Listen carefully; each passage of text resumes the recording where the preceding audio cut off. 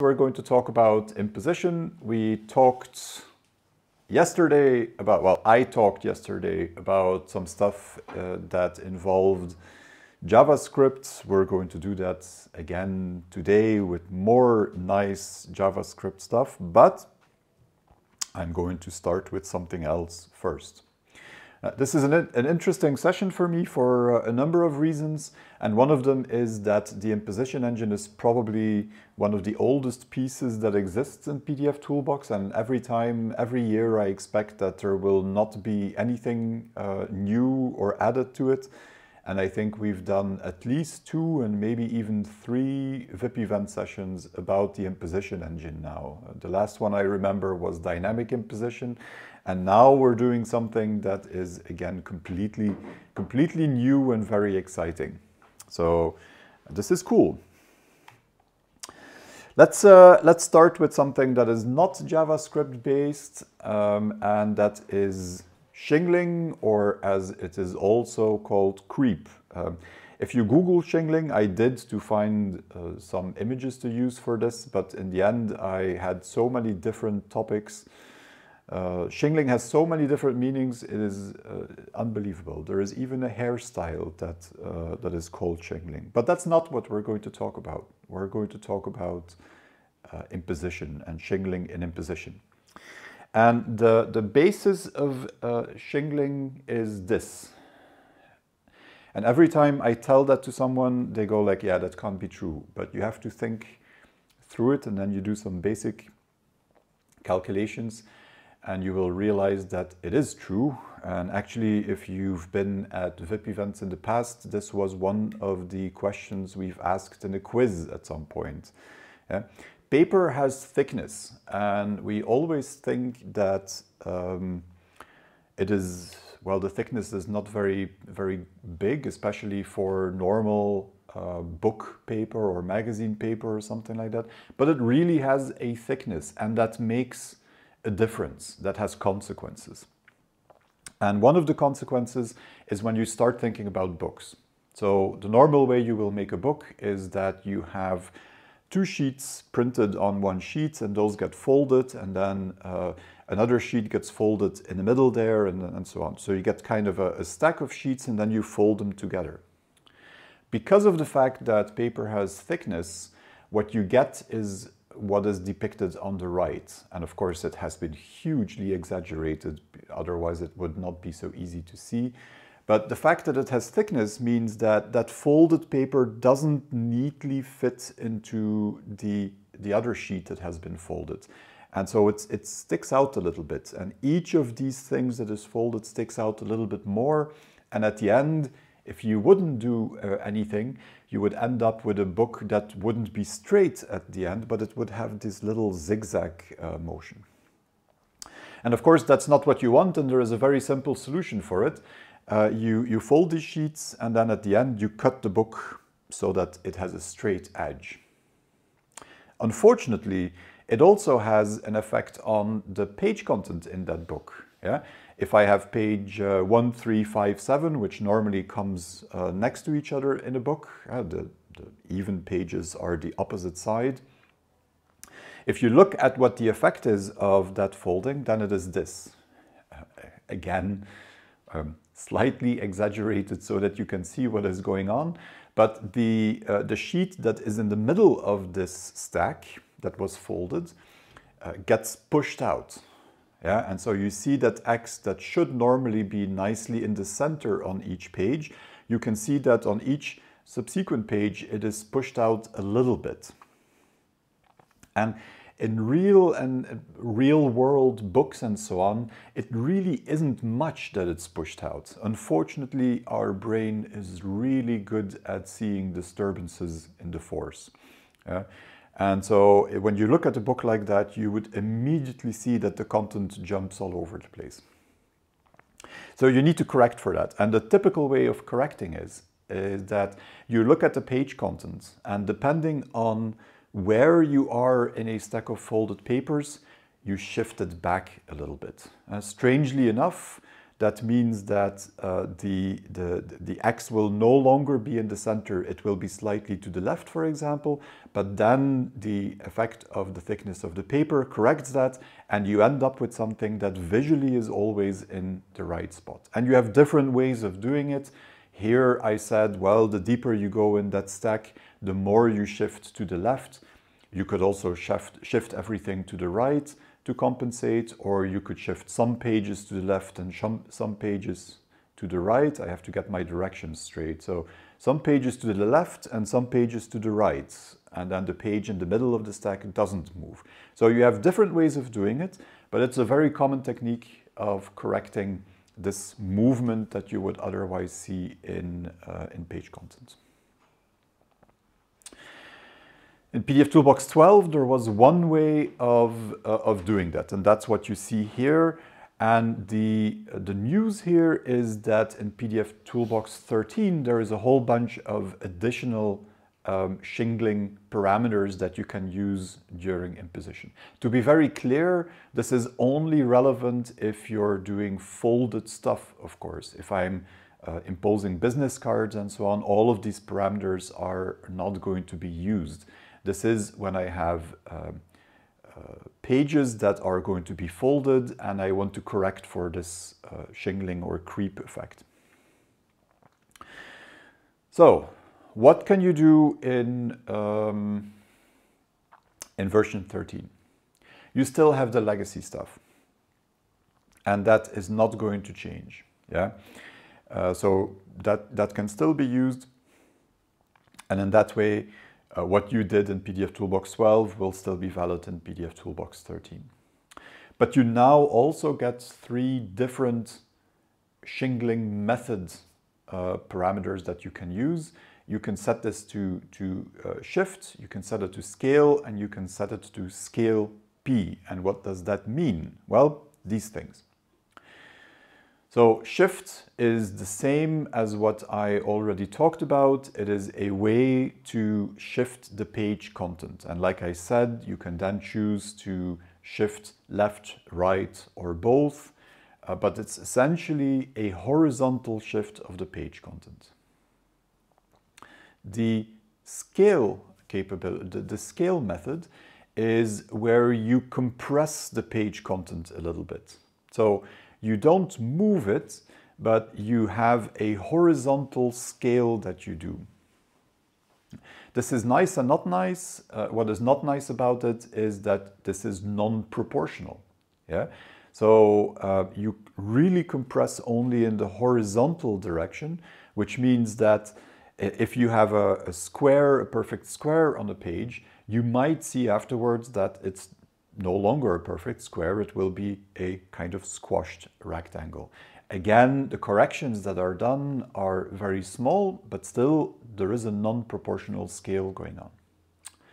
And then the other method that I'm standing for is scale P, which is a proportional scaling. So in this case, we are also going to use a scaling to correct for this visual effect, the creep effect, but we're now going to scale horizontally and vertically with the same amount so that we keep the proportions of the objects on the page. The downside of this, of course, is that now you're not only changing things in the horizontal direction, you're also changing things vertically. Yeah? And so you're going to end up also with changes in the margins of the pages at the top and the bottom. So in pdfToolbox 13, you can specify each of these 3 methods to correct the shingling. And then there are a number of other parameters that are used in combination with that. The first one is staple size, and staple size is, well, if you think back to what I showed in the beginning, you take a number of sheets and you fold them together. Staple size identifies how many of these sheets you are folding together. Yeah? And that obviously is necessary to have, because the bigger the staple size, the bigger that effect is going to be, and you have to know whether page 20 belongs to staple number 1 or staple number 2, and so on. Then you have shingling increment, which is the difference between the shingling on each page. And that has a relationship to the width of the paper, not the width, the thickness of the paper that you're using.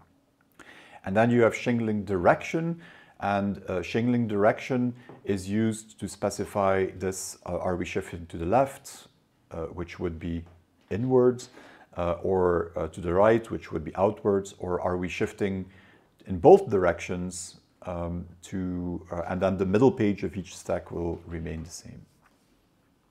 Yeah. So if you're doing something with imposition and you're doing something with imposition for folded material, then know that in pdfToolbox 13 you have new ways of dealing with that, and you can use scaling instead of this shift method that was the only option in pdfToolbox 12, for example.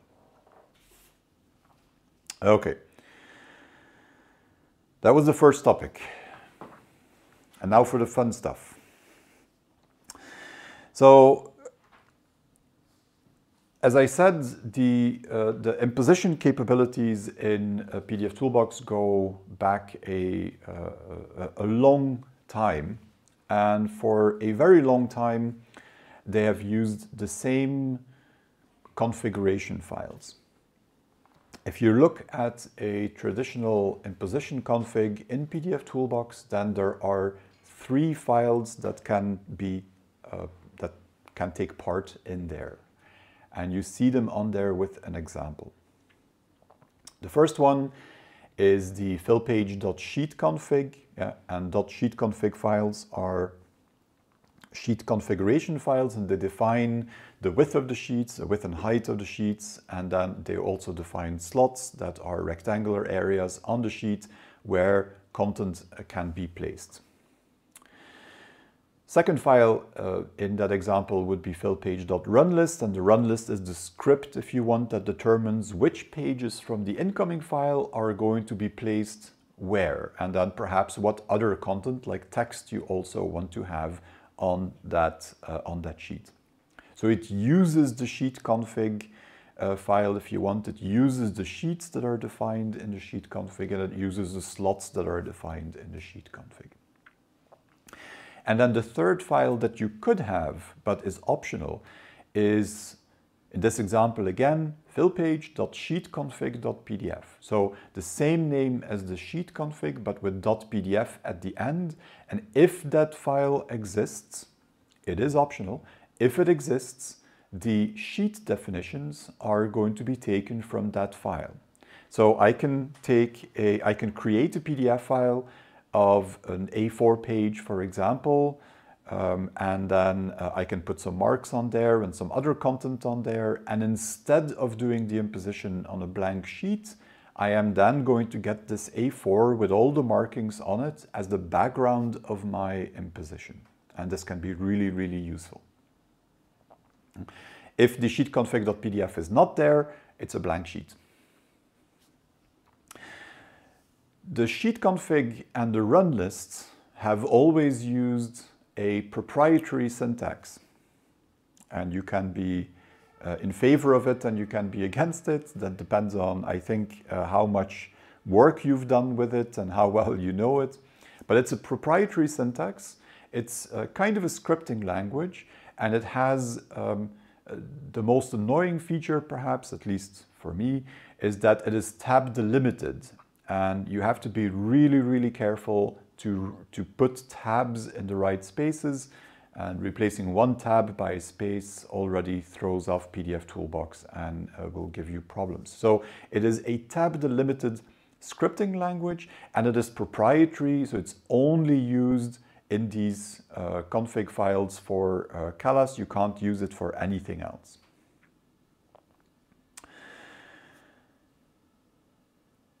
Even though it's a scripting language, it's also a little bit limited in what you can do with that. And so what was done in pdfToolbox 13 is to make it possible to also use JavaScript in the run lists.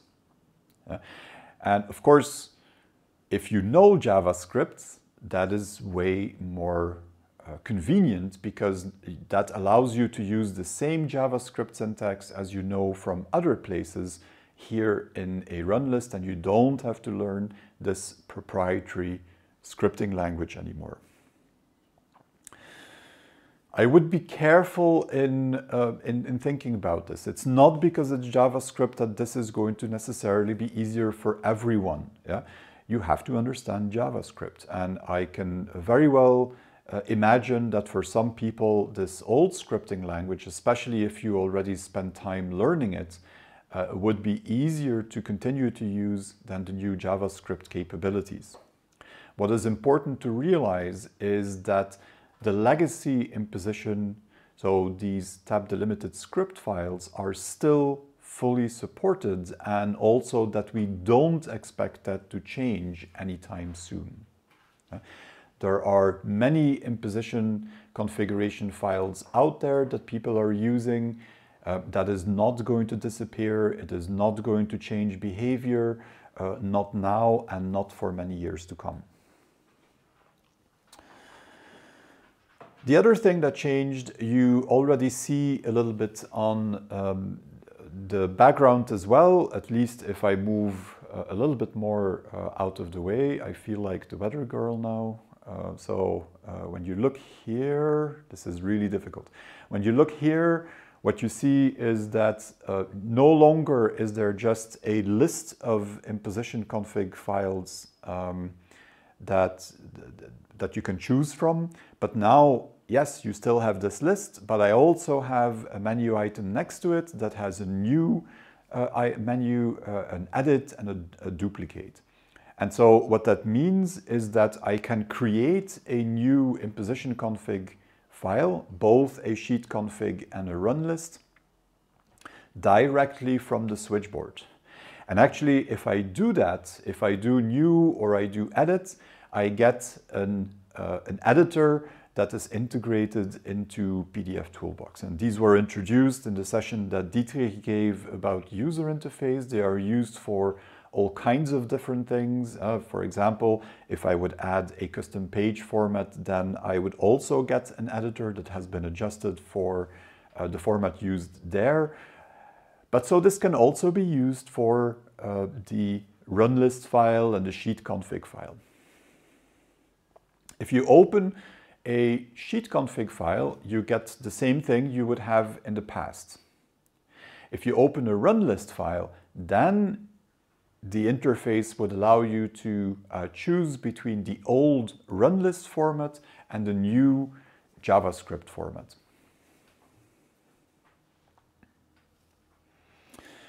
What about the sheet configuration? Because if you consider that we now have JavaScript in here, you could imagine that the sheet configuration would be totally useless and everything would happen in JavaScript.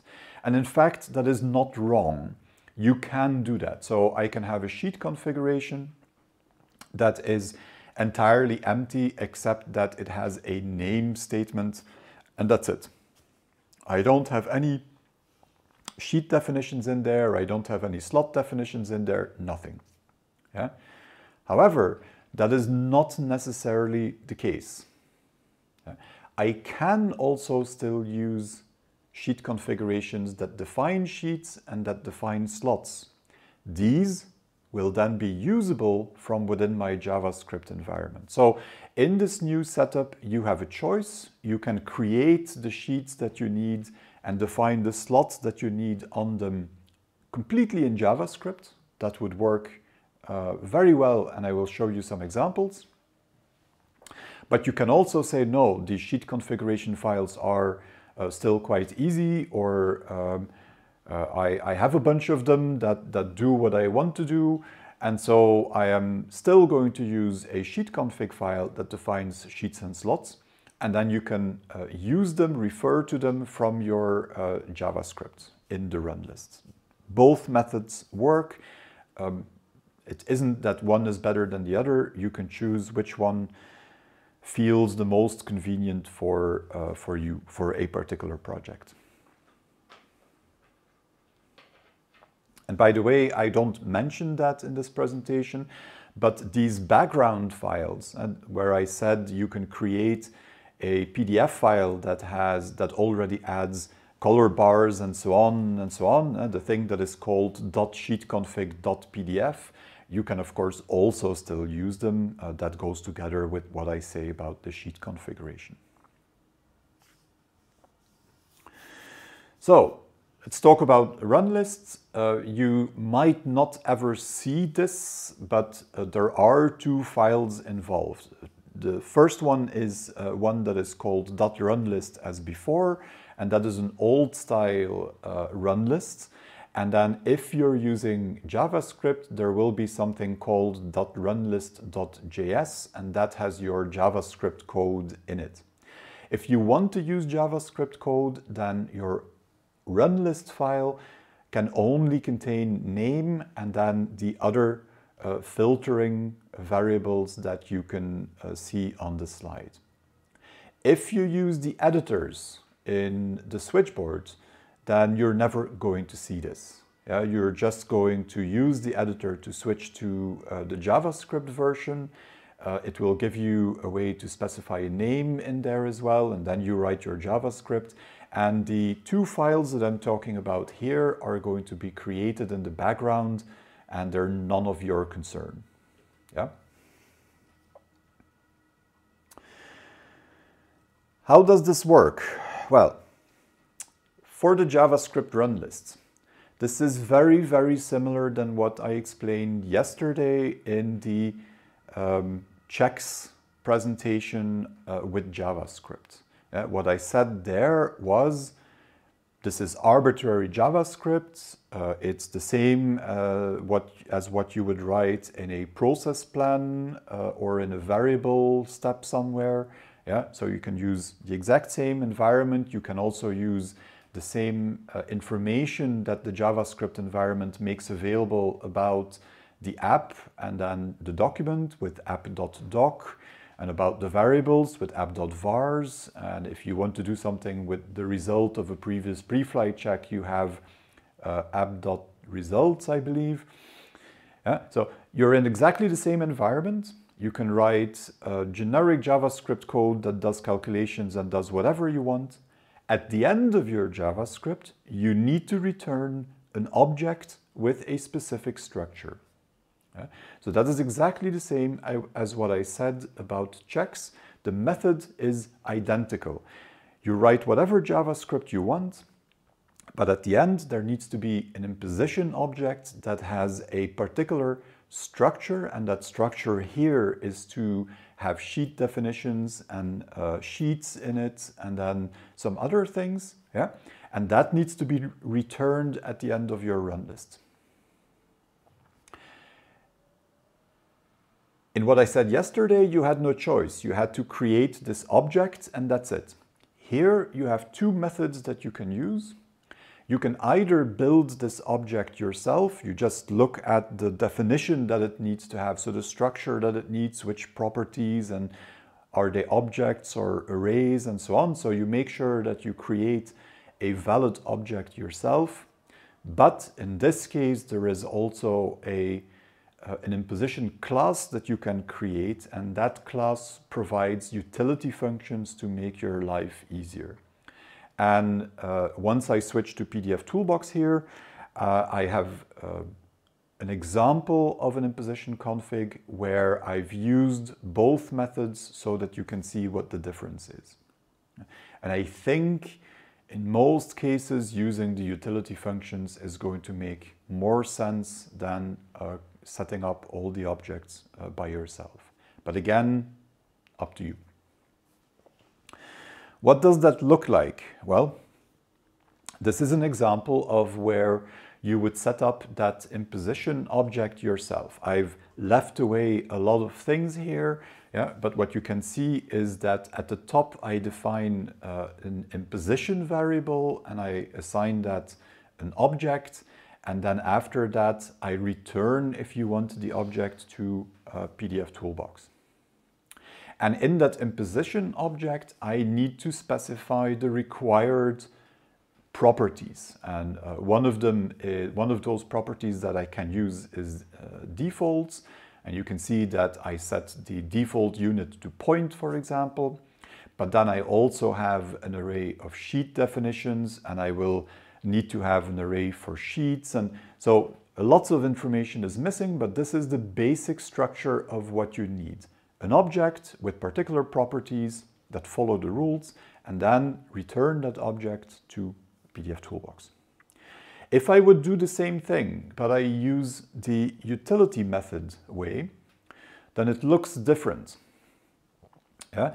In this case, what I do is I still define this imposition variable, but now I create a new impose object for it. And this new impose, and then unit point sets the default unit to point.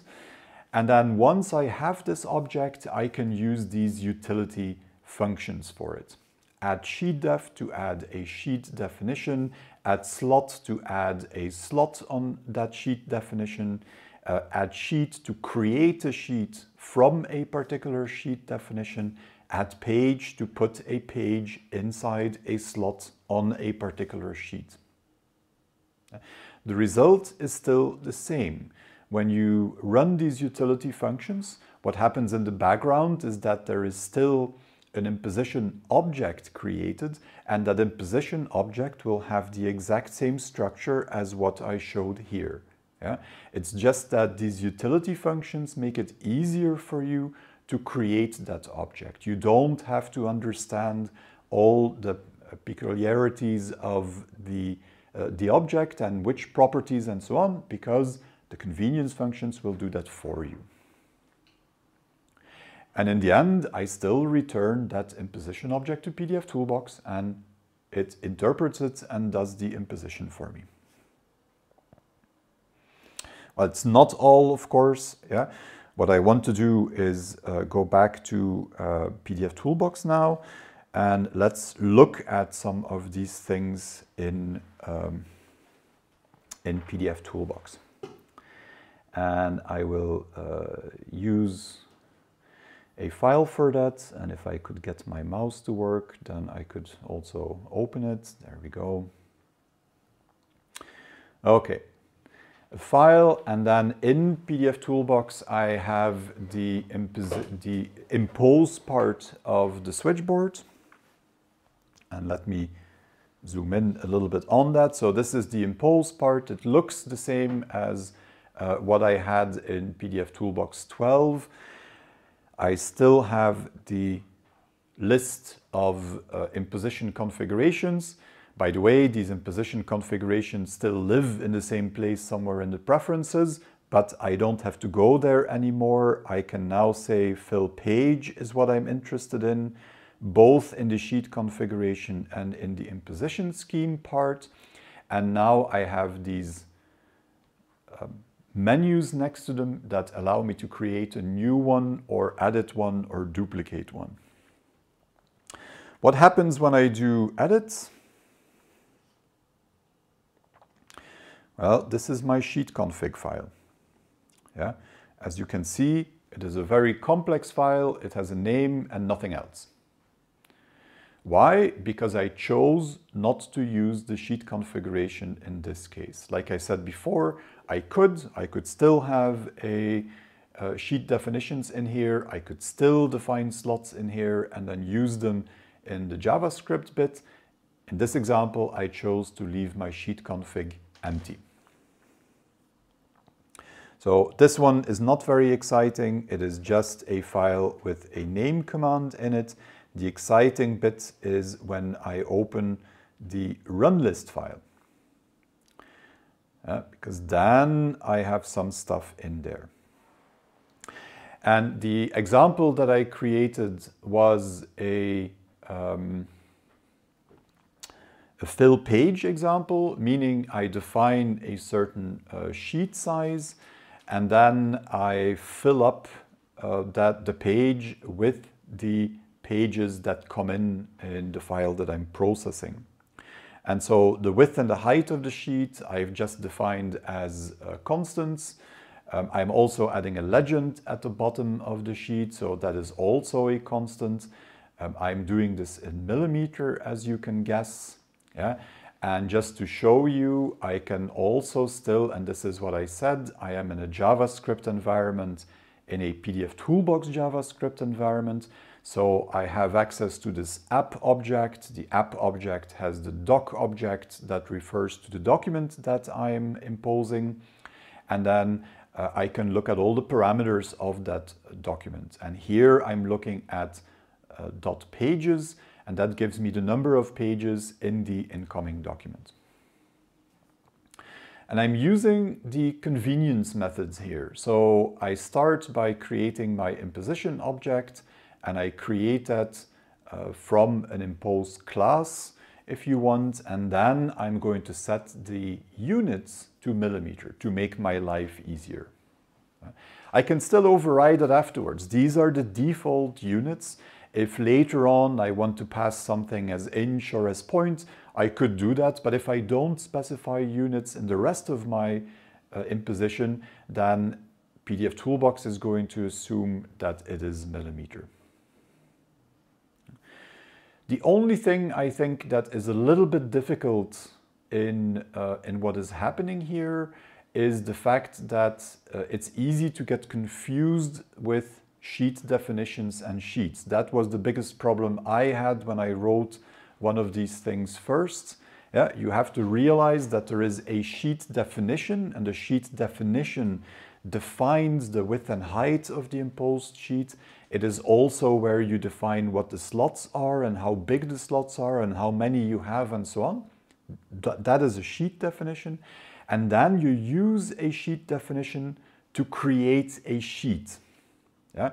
And so there are lots of IDs that are being used here. You have an ID for the sheet definition that you create. You have an ID for each slot on that sheet definition. Then you get an ID when you create a sheet itself. That is, I think, the only really difficult thing, or maybe not even difficult, confusing thing that you could have in the imposition configuration. I could explain in detail what is going on in this JavaScript code, but I don't think that is really the point of what we are doing here. The only thing this does is it looks at the size of the pages that are coming in, and it calculates how many of these pages I can place. So it calculates how many horizontal copies am I going to make, how many vertical copies, and then what is going to be the horizontal and the vertical spacing between them so that they are nicely distributed over the page. And then once that is done, they are being created. So in my sheet definition, I'm adding slots, one for each of them. And then once I've done that, I add that page in that slot as well. At the bottom, and this is one of the places where it's really cool to have JavaScript again.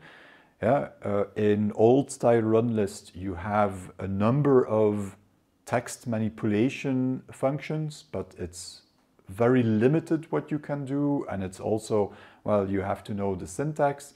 Here, it's just JavaScript. So it's very easy to say, okay, give me the file name of the document that I'm processing, and then I know which page I'm on, so I'm going to add that. And then I know how many stickers there are on this page, so I'm going to add that. It's just JavaScript. So if you want to calculate a string that you're then going to put in a slot, in this case, this legend, it's much easier to do it here than it is in the old style Runlist environment. So what does this do? Well, if I run this,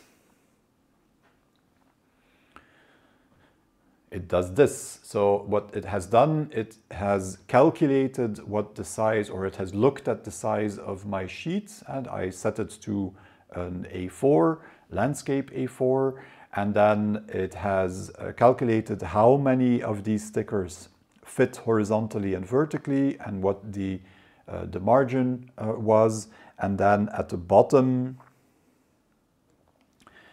it put the name of the document, and then I have the page I'm on, and then the number of stickers on this page.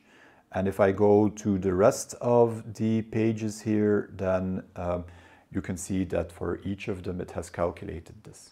Yeah? Because this is JavaScript, it's also very easy to, if I had an input document with different page sizes, each sticker a different size, then it would be very easy to do different calculation on each page, and I could end up with a different number of horizontal and vertical stickers on each page and so on. The advantage of having JavaScript is that these kinds of calculations become much more easy than in the old style Runlist environment. At least that is my experience, but then again, I fully admit that I like JavaScript and I use it a lot. So if you are in that situation, it should become easier. Let me show you one other example, and that's mainly so that we can see the difference between defining everything with objects and using the convenience functions. So I have another file. By coincidence, with a penguin on it. And in this case, I have two different run lists. One that says do this with object, and the other one that says do it with the convenience functions. And I only have one sheet configuration. Why? It's empty anyway. Yeah? So it doesn't matter which one I have. What is the goal of this imposition config? It's something that we've encountered a couple of times now. You get a document, for example, because it was created that way in Switch. I have a document with 2 pages and I want to place page 2 on top of page 1. Why would I want to do that? Well, in this case, I would want to do that because my second page has a kind of markings of where the trim box is, and then it highlights the area inside and outside of the trim box to show to people a safety margin and so on. Yeah? And so what I want is I want this to be on top of the first page. And the result then, of course, is a file that you could send to a customer so that they understand whether the text is too close to the document, to the edge of the document or not. What do I have in my run list? Well, maybe I should run this first and then you see what the result is. So this is the desired result. It took the markings of page 2, sorry, and it put them on top of page 1. And now I have a document with 1 page that is this proof that I can send to the customer. How does it do that? Well, it does exactly the same thing in 2 different ways. And let's look at the object way first. And I've tried to make this as easy as possible so that you can see what is going on. And so the first thing that I do, sorry, let me position that. The first thing that I do is again use my app.doc object. And in this case, I do that to get the width and the height of the media box. Yeah? Right minus left and top minus bottom. That should not be very exciting for anyone. And then what I say is, okay, once I have that, what I need to do is define that imposition object. And I'm using none of the convenience functions here. I am just literally defining an object and putting all the things in there that pdfToolbox needs. So the first thing is this defaults property, and in there I have the unit set to point. Why point? Well, what I calculated here for media width and height is also in point, so that's convenient. And then you can see what I need here. I need sheet defs and I need sheets.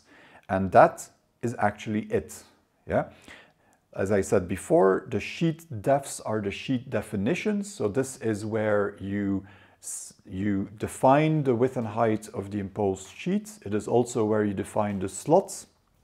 And then the sheets are the actual pages that are going to be created by pdfToolbox. So under sheet defs, I need an ID, and I've just called that sheet def1. It doesn't matter, it just has to be unique so that I can use it later. I've defined a rectangle, and in this case, there are multiple ways you can define rectangles here. I could do left, top, bottom, right, but it's easier in this case to do width and height, and the left and the bottom will automatically be 0, so that's fine. And a sheet definition also has a list of slots on it. And for slots, that is very similar. It has to have an ID. This is a very particular one that defines whether this slot is going to be treated as an isolated transparency group or not. If you don't know what that means, you probably don't need it. That's a dangerous statement, but I think it's right.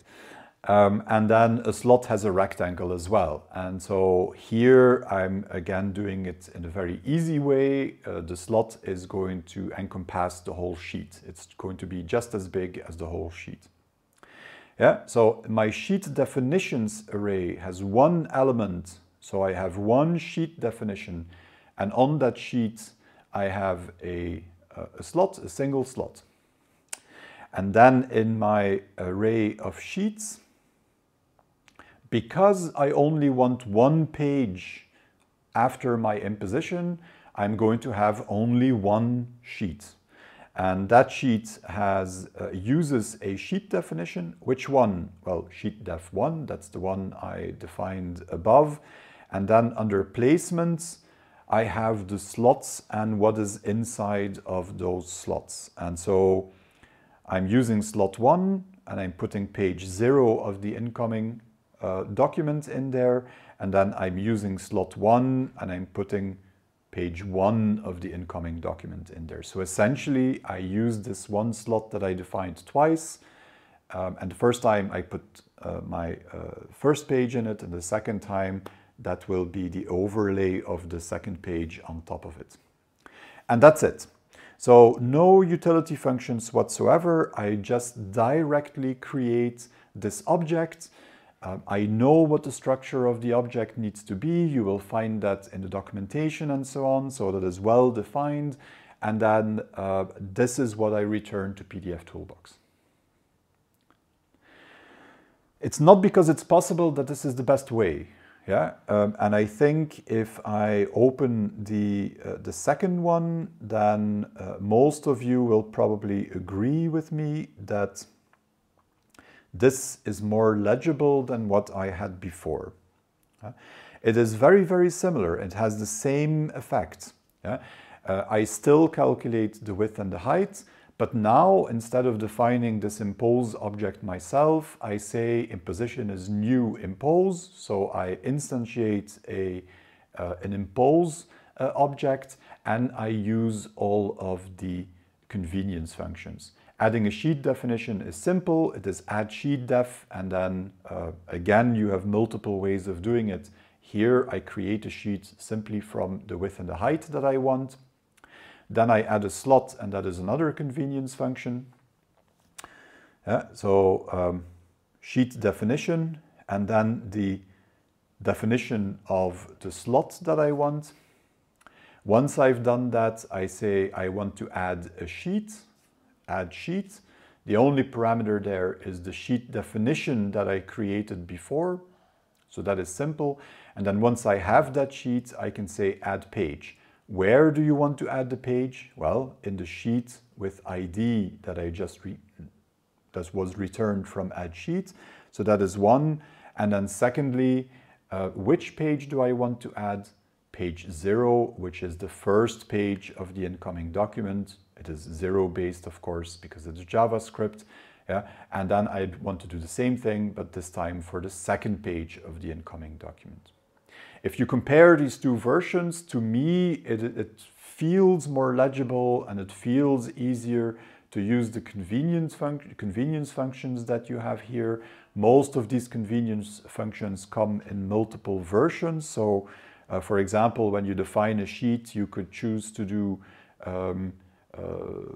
left, bottom, top, right, or you can do a width and a height. So you have, and for many of them, you have different possibilities. But this to me is a little bit more straightforward to also understand what I did 6 months from now. I think this is superior. But you can do both, and you could actually also mix the two things together, because the only thing that these convenience methods do is add properties to that object, that imposition object that you have there. And so you could even mix the two approaches if you chose to do that. That's it, what I wanted to share. So let's see if there are any questions. Yeah, it was just right to say that there was a remark, and you may guess who actually, from whom the remark is coming. And the remark says variables and ask at runtime dialogues are now integrated directly into Runlist. So meaning you said this is integrated into the JavaScript object of pdfToolbox. And that also means you could, in a Runlist, in a JavaScript-based Runlist, for instance, also open an ask at runtime dialog to let the user enter values. So how many slots you want to create on the sheet or whatsoever. So you could do something like, I think I need to remember which one. This is not something I have finished, but I think if I run this one, it asks for a variable, and this is by using app.requires in my JavaScript, which is, by the way, a huge improvement, that by itself. Yeah, absolutely. And then it was, of course, Ulrich. I guess that's... Yeah. Just to resolve that. I guess that's... Other questions?